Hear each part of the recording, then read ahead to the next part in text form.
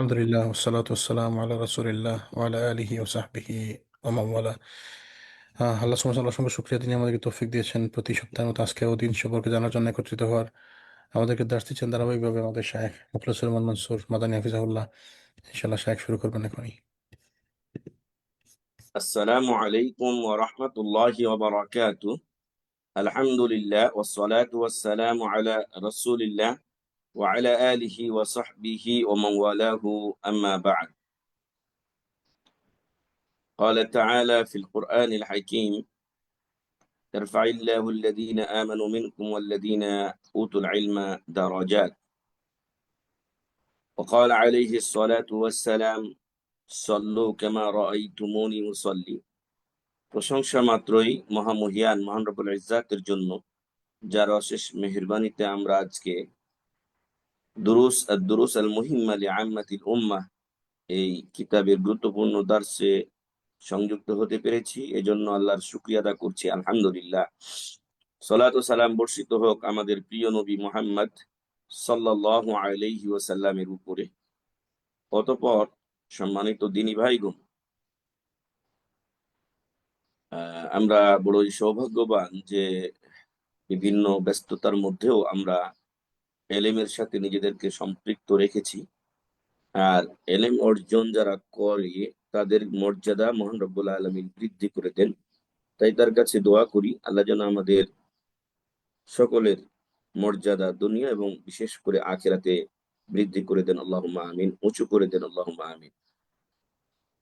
দ্বিতীয়ত রাসূল সাল্লাল্লাহু আলাইহি ওয়াসাল্লাম বলছেন যে যারা এমন কোনো পথ ধরলো যেই পথে তারা এলেম অর্জন করতে চায়, বিনিময়ে আল্লাহ তাদের জন্য জান্নাতের পথ সহজ করে দেন। আল্লাহ যেন আমাদেরকে জ্ঞান অর্জন করে সঠিক দিনের উপরে মৃত্যু কায়েম রেখে পরকালীন জীবনে আমাদের জন্য জান্নাতের পথকে সহজ করেন এবং আমাদেরকে জান্নাতুল ফেরদাউস নসিব করেন, আল্লাহুম্মা আমিন। অতঃপর রাসূল সাল্লাল্লাহু আলাইহি ওয়াসাল্লাম বলেছেন যে সল্লু কামা রাআইতুমুনি উসাল্লি, তোমরা সেইভাবে নামাজ পড়ো যেভাবে আমাকে নামাজ পড়তে দেখো।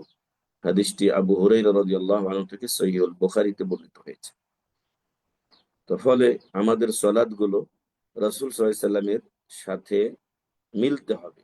যতটুকু স্থানে যে স্থানে রাসূল সাল্লাল্লাহু আলাইহি ওয়াসাল্লামের সাথে আমাদের সালাতের মিল হবে না, সেই জায়গাগুলো ভুল হবে আমাদের।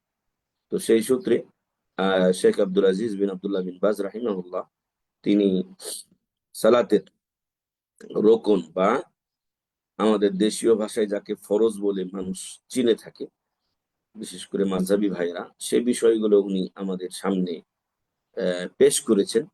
আমরা প্রায় 10টি বিষয় আপনাদের সামনে উল্লেখ করেছিলাম, যেগুলো হলো রোকন। আর রোকনের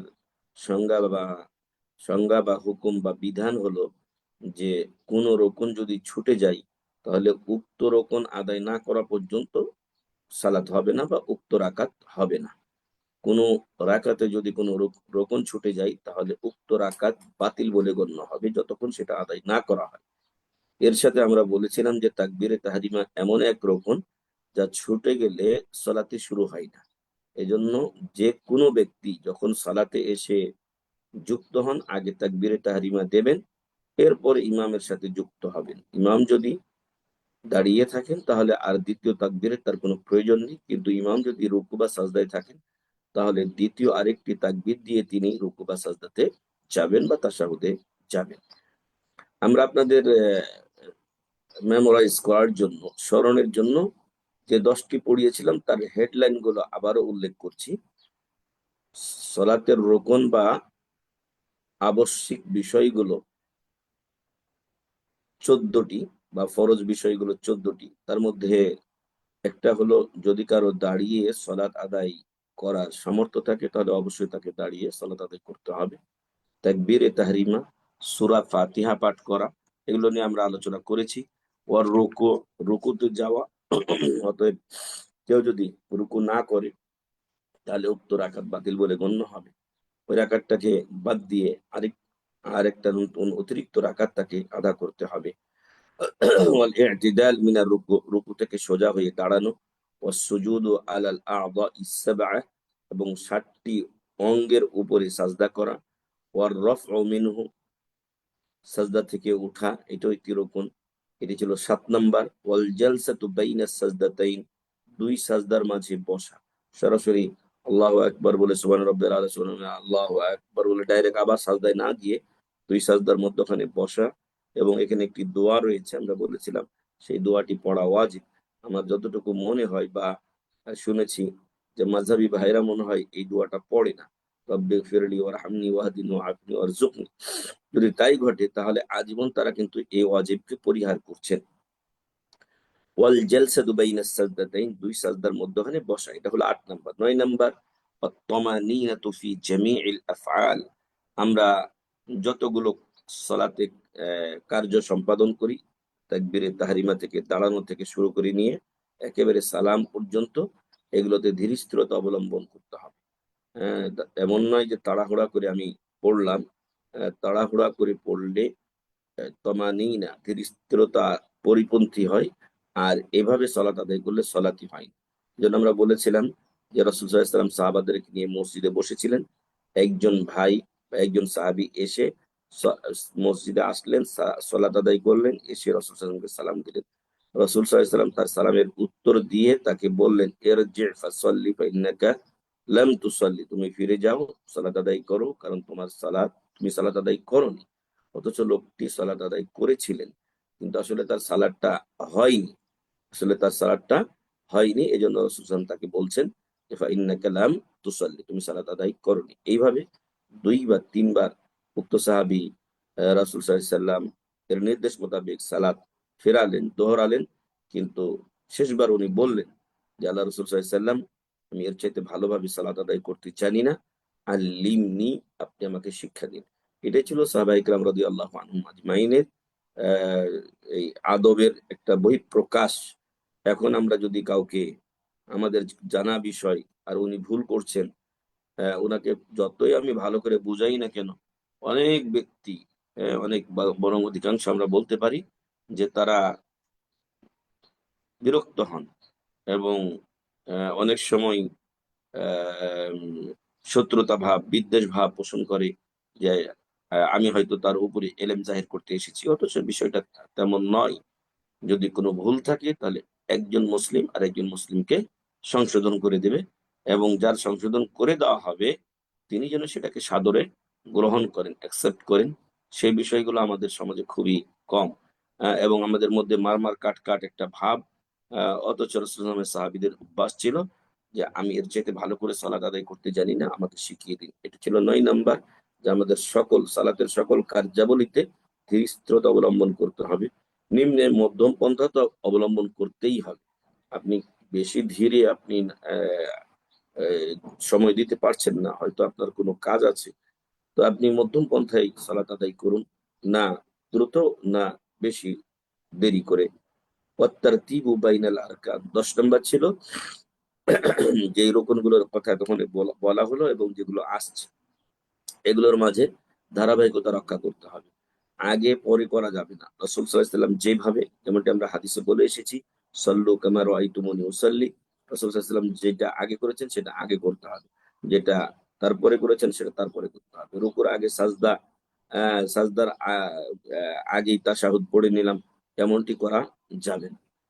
বরং যেভাবে রাসূলের বর্ণিত সালাতে সাহাবায়ে কেরাম উল্লেখ করেছেন সেভাবে আমাদেরকে এটি আদা করতে হবে। তাহলে আত-তারতিবু বাইনাল আরকান,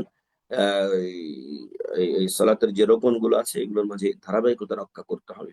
আগেরটা আগে, তারপরে পরেরটা পরে।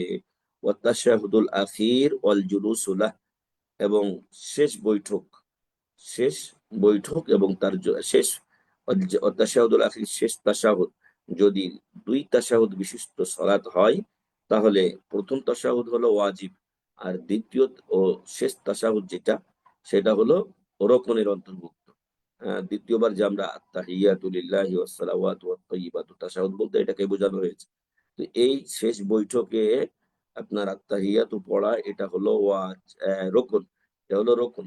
বিশেষত আপনি ফরজ সালাতের ক্ষেত্রে জোহরে আছে, আসরে, মাগরিবে, এশাতে, এই 4 ওয়াক্তের সালাতেই কিন্তু 2টা তাশাহুদ আছে। তো শেষ যে তাশাহুদ সেটা হলো রোকনের অন্তর্ভুক্ত। এবং এই তাশাহুদটা আপনি কি দাঁড়িয়ে পড়বেন নাকি সাজদা অবস্থায় পড়বেন? পড়লেন আপনি সাজদা অবস্থাতেই পড়ে নিলেন, তাহলে কি চলবে? না, বরং অল জুলুসুলা 12 নাম্বার হচ্ছে যে এই শেষ তাশাহুদের জন্য বসা। বসে আপনি এই সালাত তাশাহুদটা আদা করবেন। এই বসাটাও একটা রোকনের অন্তর্ভুক্ত। কেউ যদি দাঁড়িয়ে যায়, দাঁড়িয়ে গিয়ে বাকি দোয়া দরুদ গুলো সেভাবে সে আদা করলো, কিন্তু দাঁড়িয়ে করলো, চলবে না, বরং ওটা বসেই তাকে করতে হবে। কারণ রাসূল সাল্লাল্লাহু আলাইহি ওয়াসাল্লাম বসেই শেষ বৈঠক, প্রথম বৈঠক এগুলো বসেই করেছেন। ওয়াসসালাতু আলা নবী সাল্লাল্লাহু আলাইহি ওয়াসাল্লাম। আর 13 নাম্বার হচ্ছে যে শেষ বৈঠকে রাসূল সাল্লাল্লাহু আলাইহি ওয়াসাল্লামের উপরে দরুদে ইব্রাহিম পাঠ করা। আল্লাহুম্মা সাল্লি আলা মুহাম্মদ ওয়া আলা আলি মুহাম্মদ কামা সাল্লাইতা আলা ইব্রাহিম ওয়া আলা আলি ইব্রাহিম ইন্নাকা হামিদুম মাজিদ। আল্লাহুম্মা বারিক আলা মুহাম্মদ ওয়া আলা আলি মুহাম্মদ কামা বারাকতা আলা ইব্রাহিম ওয়া আলা আলি ইব্রাহিম ইন্নাকা হামিদুম মাজিদ। এই এই দরুদ বা এই সালাতে ইব্রাহিমিয়া, এটা আমাদেরকে শেষ বৈঠকে পড়তে হবে। এটি একটি রকম, যদিও হয়তো কেউ এতে দ্বিমত করেছেন, কিন্তু সহিমত এটাই। ওয়াহুয়া রুকনুন আলাল মাশহুরি মিন মাযহাবিল ইমাম আহমদ রাহিমাহুল্লাহ ওয়াহুয়া আল্লাযী তা'দুদুহুল আদিল্লাহ। আর ইমাম আহমদ রাহিমাহুল্লাহর প্রসিদ্ধ মত এবং মাযহাব এটাই, এবং দলিলাদি এটাকে সমর্থন করে, এবং শক্তিশালী করে। ওয়া ইলা যালিকা যাহাবাল ইমাম আশ-শাফিঈ রাহিমাহুল্লাহ। আর ইমাম শাফি রাহিমাহুল্লাহ এই মতটি গ্রহণ করেছেন। ওয়া সাবাকাহুমা ইলা যালিকা জামাআতুম মিনাস সাহাবাতি ওয়া গায়রিহিম। আর এই দুইজন প্রণীত ইমাম, ইমাম আহমদ বিন হাম্বল, ইমাম মুহাম্মদ ইবনে ইদ্রিস আশ-শাফিঈ রাহিমাহুল্লাহ, তারা ছাড়া তাদের পূর্বে অনেক সাহাবায়ে কেরাম রাদিয়াল্লাহু আনহুম আজমাইন, অন্যান্য তাবেঈন, তাবেঈন, তারা এই মত গ্রহণ করেছেন।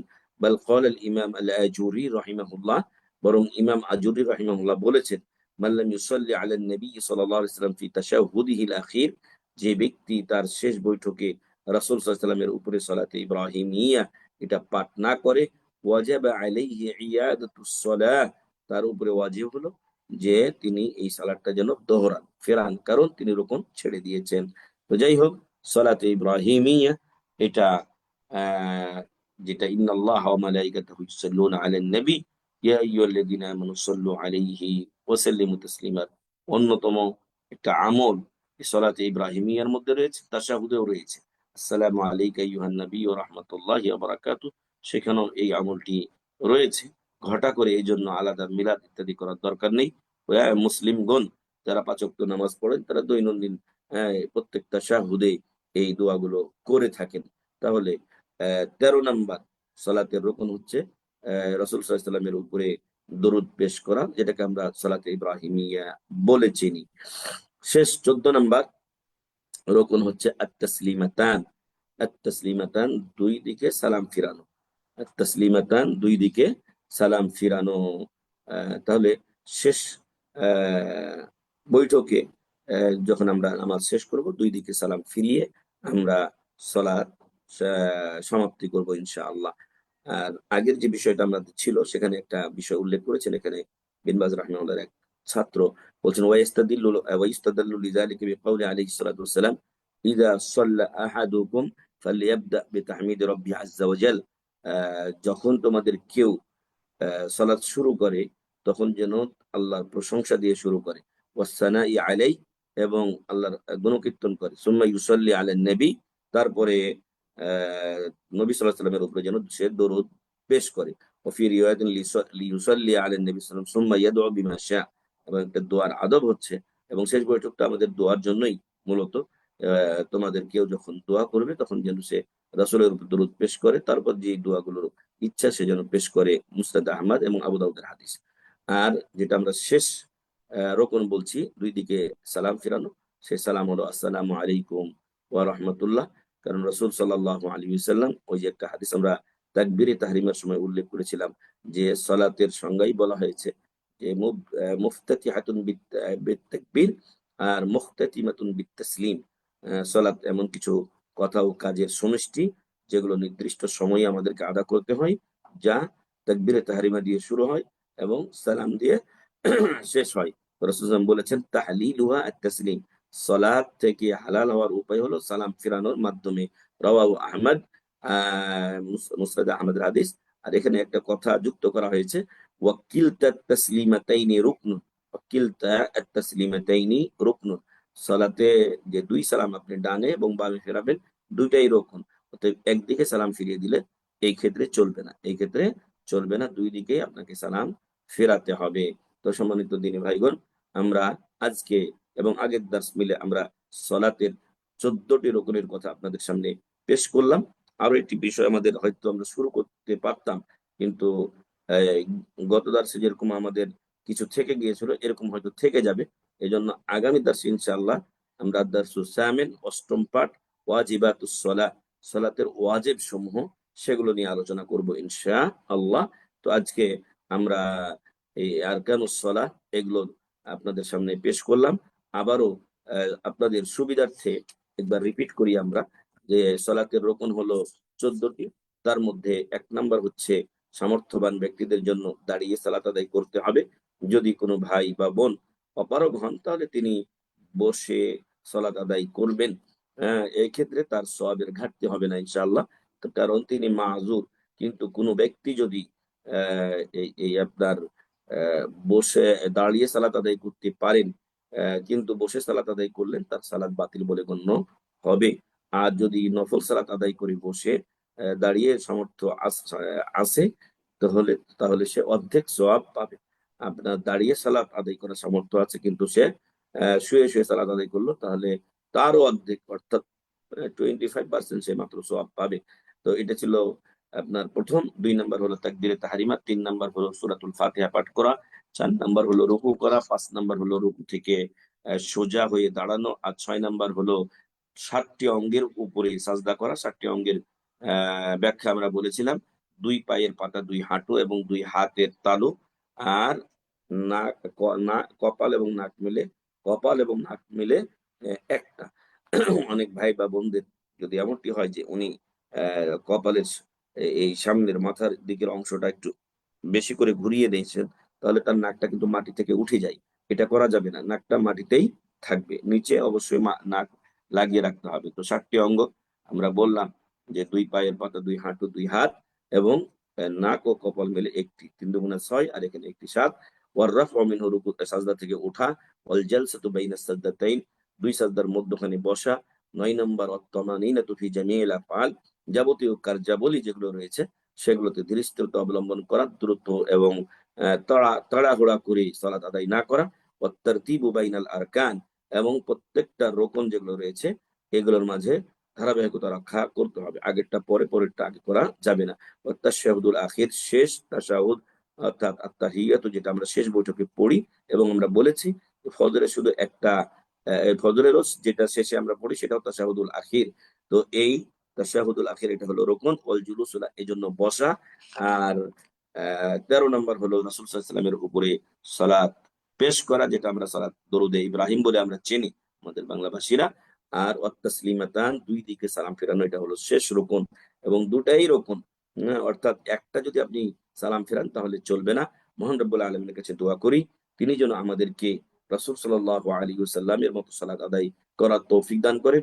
বিশেষ করে যে 14টি রোকন রয়েছে, রোকন ছুটে গেলে তো সালাতের রাকাতও বাতিল হয়ে যাবে, আর 1 রাকাত কমে গেলে তো সালাতটাও হবে না।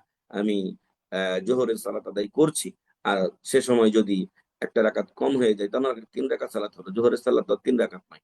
তো এই বিষয়গুলো যেন আমরা সবসময় খেয়াল রাখি, এগুলো আমাদের মেমোরিতে রাখতে হবে, এবং কখনোই যেন এগুলো আমরা ভুলে না যাই। এবং এগুলো স্মরণ করার জন্য হয়তো আপনার একটু ছোট কাগজে লিখে কোনো সময় গাড়ি চালান, গাড়ির সামনে রেখে দিন, অফিস করেন, অফিসের সামনে রেখে দিলেন। তো এইভাবে আস্তে আস্তে আস্তে 2 দিন 3 দিনে যেন আমাদের এটা মনে হয়ে যায়। তো এই বিষয়গুলো স্মরণে থাকলে আপনার ছুটবে না ইনশাআল্লাহ। আপনার যদি ভুলে যান, তো অজান্তে হয়তো অনেক সময় ছুটে যেতে পারে।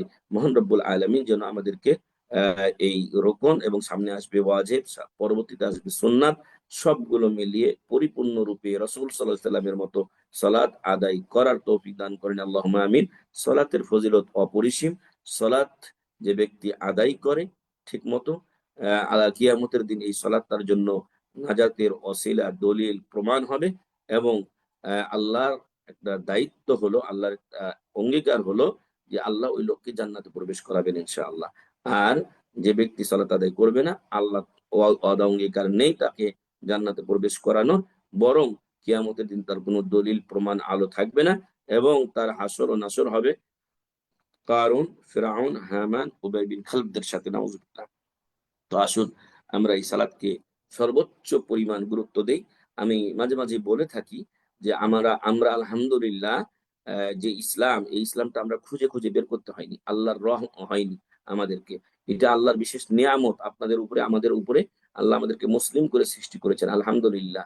হ্যাঁ, হাজারো হাজারো বারও যদি আমরা লক্ষ বার যদি আমরা প্রশংসা করি আল্লাহ, শেষ হবে না। কারণ নিয়ামতুল ইসলাম এটা সবচেয়ে বড় নিয়ামত। আকবারু নি'মাতিন আলাইনা আন হাদানা আল্লাহু লিল ইসলাম। আল্লাহ তাআলা আমাদেরকে মুসলিম বানিয়েছেন। এটা সবচাইতে বড় নিয়ামত, আলহামদুলিল্লাহ।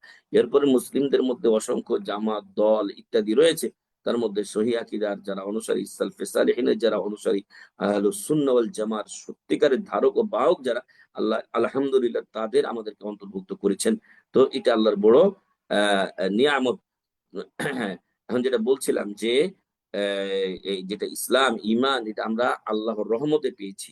আর যেটা ইসলামের পঞ্চম রকম হজ, এটা সামর্থ্যবান ব্যক্তিদের জন্য জীবনে একবার ফরজ। আর রমজান মাসের রোজা বা সিয়াম, এটাও বছরে একবার রাখতে হয়। যাকাত ধনী লোকদেরকে দিতে হয়, শর্ত-টর্ত ইত্যাদি পূরণ হলে নির্দিষ্ট পরিমাণে বছরে একবার।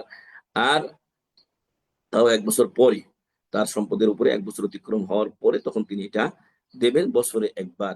তাহলে সা আপনার ঈমান পেলাম আল্লাহর রহমত নিয়ামতি। আর হজ হলো সামর্থ্যবান ব্যক্তির জন্য জীবনে একবার। যাকাতও বছরে একবার যাদের সামর্থ্য আছে, যাদের টাকা পয়সা আছে তাদের উপরে। রমজান মাসের সিয়ামও আপনার বছরে ১ মাস। তাহলে একজন মুসলিম, হ্যাঁ, এজ এ মুসলিম, একজন মুসলিম হিসাবে আপনাদের আমাদের দৈনন্দিনের একটা পরিচয় হচ্ছে সলাত আদায় করা। এজন্য সেই মুসলিমের হাদিসে সম্ভবত আবু হুরাইরা রাদিয়াল্লাহু থেকে বর্ণিত হয়েছে যে রাসূল বলছেন, বাইনা রজুলি ওয়া শিরকি আবিল কুফরি তারকুস সালাহ। একজন মুসলিম ব্যক্তি আর একজন মুশরিক ও কাফের ব্যক্তির মধ্যে পার্থক্য হচ্ছে সলাত পরিহার করে দেওয়া। অতএব যে ব্যক্তি সলাত আদায় করে সে মুসলিম, যে সলাত আদায় করে না সে মুসলিম থাকে না। তো আল্লাহ যেন আমাদেরকে আমৃত্যু এই সালাতের উপরে কায়েম রাখেন।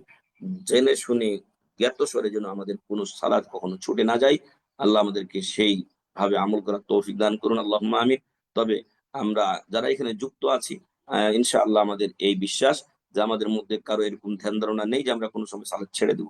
আমার তো কোনো সময় এরকম পরিস্থিতি তৈরি হয় না যে নামাজ ছেড়ে দেব। কত কষ্ট করে, বাংলাদেশের পরিস্থিতি অনেক কঠিন। এখানে সফর করলে সালাতের তেমন কোনো ব্যবস্থা পাওয়া যায় না। এরপরও সেগুলোতে মেইনটেইন করে সালাতগুলো আদায় করতে হয় আমাদেরকে, আলহামদুলিল্লাহ করি আমরা সেগুলো। তো সালাত ছেড়ে আমরা, আমাদের মধ্যে কেউ দিবে বলে আমার বিশ্বাস নাই। কিন্তু আপনাদের আমাদের পরিচিত জন, বন্ধু-বান্ধব, বাড়ির লোকেরা, আত্মীয়স্বজনের মধ্যে অনেক লোক আপনি পাবেন যারা এই সালাত আদায় করে না। দয়া করে, যেহেতু আপনি তার কল্যাণ চান, সেহেতু তাকে বুঝান। আপনি তার সাথে রাগারাগি করবেন না। সে এই কাফের, এই সেই, যে নামাজ পড়িস না তুই কাফের হয়ে গেছিস ইত্যাদি, এইভাবে হটকারিতামূলক কথা বাদ দিয়ে আমরা হিকমতের সাথে, যেহেতু তার হেদায়েত আমার উদ্দেশ্য, হ্যাঁ, তাহলে আমি তাকে ধীর স্থির ভাবে প্রয়োজনে আমার বাসায় দাওয়াত দিই অথবা হোটেলে দাওয়াত দিই অথবা কোনো জায়গাতে আমি ১ কাপ চায়ের তাকে দাওয়াত দিয়ে আমি তাকে আম ভালো মন্দ জিজ্ঞাসা করে সুন্দরভাবে তাকে আমি একটা আ এ এ এ এই বিষয়টা পেশ করতে পারি, ভাই। আজকে আমি আপনাকে ভালোবাসি। আপনাকে ভালোবাসার সূত্র ধরে একটা কথা বলতে চাই। আপনি কি শুনবেন? তখন অবশ্যই তিনি এরকম পরিস্থিতি যখন হবে তিনি বলবেন, "হ্যাঁ, শুনবো। ভাই আপনার কল্যাণের জন্য। ভাই আপনার কল্যাণের জন্য আপনাকে আমি বলছি, আপনি ৫ ওয়াক্ত সালাত আদায় করেন।" যেহেতু আমরা মুসলিম, এটাই আমাদের পরিচয়। এভাবে আমাদেরকে বুঝিয়ে বলতে হবে। কোন একজন ভাই, আমি যেখানে আছি পাশেই এক দোকানদারের সাথে এরকম ঝগড়া বিবাদ করে এবং তাকে সে আজীবনের জন্য মনে হয় এখন খারাপ জানে। মানে যিনি দাওয়াত দিয়েছিলেন, মানে দাওয়াত দেওয়ার যেই পদ্ধতিটা সেটা কোন ক্রমে ঠিক ছিল না। ঠিক আছে, আমি সালাতের দাওয়াত দিচ্ছি, কিন্তু ও লোকটা বুঝে না। বুঝলে তো সেও সালাত আদায় করত। দুনিয়া সবকিছুই বুঝছে। অ্যা এই হেদায়েত আল্লাহ তাকে দেয়নি। ফলে সে সেটা আদায় করে না। তো আমি যদি তার উপরে উগ্রতা দেখাই, তখন সে এটা বুঝবে না, উল্টো আমারও ব্যাপারে খারাপ ধারণা করবে। তো আমি এটা শুনলাম যে আমাদেরই এক দিনী ভাইয়ের সাথে এই দোকানদারের গন্ডগোল হয়ে গেছে। তো আমি আরেকবার গিয়ে তখন একাকী পেয়েছি। তখন সুন্দর করে তাকে বিষয়টা বোঝালাম। তো সে তখন আবার ওই, আমি তাকে বলি নাই যে আমাদের এক ভাই এইভাবে আপনার সাথে খারাপ ব্যবহার করেছে, আমি বলি নাই, আমি জানি না এটা এরকম অবস্থা করেছেন। তো সে তখন তার কথা বলছে যে সে আমার সাথে ঝগড়া করে এসে। তো আমি বললাম, ভাই এটা আপনার ইমানি দায়িত্ব, আপনি দোকানপাট ইত্যাদি করেন, টাকা পয়সা আছে, এগুলো হঠাৎ করে মরে যাবেন, এই সব থেকে যাবে আপনার। আপনার সলাৎ, আপনার পরকালে প্রথম হিসাব নেওয়া হবে সলাতের। তো এইভাবে বললে বেচারা বুঝলো, আলহামদুলিল্লাহ। তো এই জন্য সম্মানিত দিনী ভাই এবং বন্ধুগণ, আসুন আমরা নিজেরা যেমন আমল করব, তেমন আমরা আমাদের আত্মীয় স্বজন, বন্ধু বান্ধব, পাড়া প্রতিবেশী যতটুকু মানুষকে জাহান্নাম থেকে দিনের পথে, ইসলামের পথে, জান্নাতের পথে আনা যায়, সে চেষ্টা আমাদের অব্যাহত রাখতে হবে। মহান রব্বুল আলামিন আমাদেরকে সে তৌফিক দান করুন। আজকের আলোচনা আমরা এখানে শেষ করছি। আল্লাহ তাআলা আপনাদের আমাদের সবাইকে ভালো রাখুন, হেফাজতে রাখুন। আল্লাহুম্মা আমিন। সুবহানাকা আল্লাহুম্মা ওয়া বিহামদিকা আশহাদু আল লা ইলাহা ইল্লা আনতা আস্তাগফিরুকা ওয়া আতুবু ইলাইক। ওয়া সাল্লাল্লাহু আলা নাবিয়িনা মুহাম্মদ ওয়া আলা আলিহি ওয়া সাহবিহি আজমাইন। ওয়াসসালামু আলাইকুম ওয়া রাহমাতুল্লাহি ওয়া বারাকাতুহু। ওয়ালাইকুম আসসালাম ওয়া রাহমাতুল্লাহি ওয়া বারাকাতুহু। জাযাকাল্লাহু খাইরান শাইখ, গুরুত্বপূর্ণ দর্শের জন্য আল্লাহ সুবহানাহু ওয়া তাআলা যেন আমাদেরকে জেনে বুঝে মানার তৌফিক দান করুন। আমিন ইয়া রাব্বাল আলামিন। যদি কোনো ভাইয়ের প্রশ্ন থাকে ইনশাআল্লাহ। কামরুজ্জামান ভাই প্রশ্ন ছিল একটা, কামরুজ্জামান ভাই গেল কই?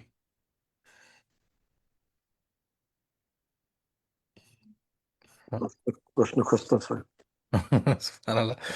ঠিক আছে শাইখ, আমরা তাইলে ইনশাআল্লাহ প্রশ্ন, আর কোনো ভাইয়ের প্রশ্ন প্রশ্ন থাকলে। আমি তো ওই দিন প্রশ্ন করি, আপনার প্রশ্নের ব্যাঘাত ঘটাই দিয়েছিলাম, ওই জন্য ভাবছিলাম থাক কেউ না, করে। না, জাযাকাল্লাহ খাইর। আসলে সব প্রশ্নই গুরুত্বপূর্ণ শাইখ, আমরা একজন প্রশ্ন করলে একজন শিখতে পারি, আলহামদুলিল্লাহ। জি জি জাজাকাল্লাহ খাইর। ঠিক আছে শাইখ, তাহলে আমরা প্রশ্ন থাকলে পাঠিয়ে দেবো ইনশাআল্লাহ আপনার কাছে গ্রুপে। আচ্ছা, ঠিক আছে, ঠিক আছে, জাযাকুমুল্লাহ খাইর। আসসালামু আলাইকুম ওয়া রাহমাতুল্লাহি ওয়া বারাকাতুহু। সালাম। হ্যাঁ, রেস্ট